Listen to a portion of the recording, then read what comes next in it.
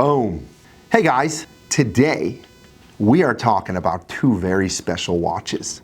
We're talking about the RM5 in 18 karat white gold and the RM10 in 18 karat rose gold. So let's talk about these watches and what make them so spectacular, so rare because there's literally less than 5 examples of either of these watches available for sale right now, and sort of how they came to be and what they're about.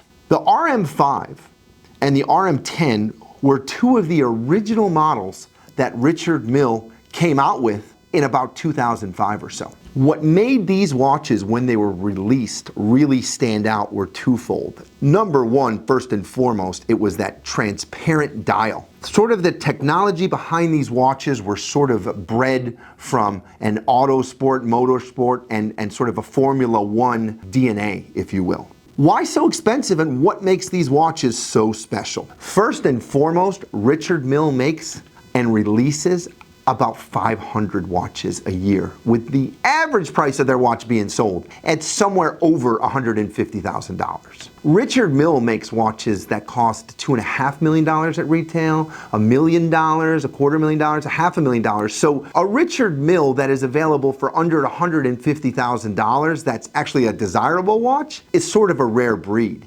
And to me, that is what makes these two examples so special. Aside from the transparent dial, what really makes these watches iconic is this barrel or tonneau shape. Tonneau means that the watch is rectangular or sort of tank shaped, but at the same time has a curvature.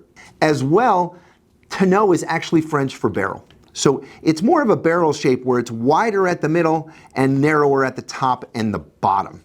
On these particular watches, the RM5 is about 15% smaller in terms of its dimensions than the RM10. And you can see as I'm holding these together, these watches I think represent sort of the iconic nature of Richard Mille. When you start looking at Richard Mille's and you see the examples going for $500,000 and up, the Bubba Watsons and the Rafael Nadals, these watches definitely share that same Formula One DNA, but they're a little more simpler in having just a solid white gold case or a solid rose gold case. These watches are daily wearers.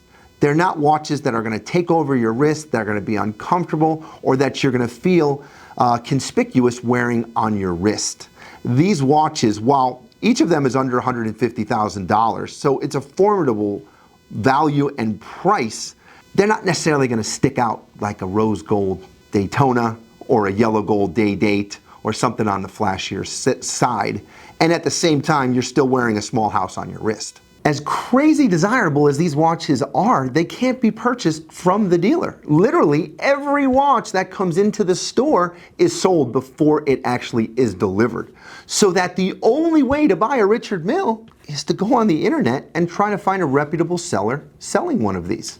And these two particular pieces represent the economy side of Richard Mille, because all you have to do is do a Google search or an eBay or Chrono24 search for Richard Mille watches, and you'll see the majority of Richard Mille's going for over $750,000.